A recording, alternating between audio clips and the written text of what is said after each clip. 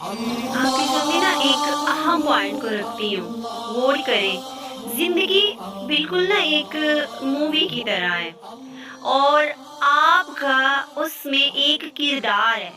तो आप अपने किरदार को, अपने रोल को अच्छे से निभाएँ। अपनी ज़िंदगी में खुश हैं, तो अच्छे से खुश रहें। मगर आप अपने माइंड में एक चीज़ को ज़रूर याद रखें, क्या? कि ये दुनिया फ़ानी है।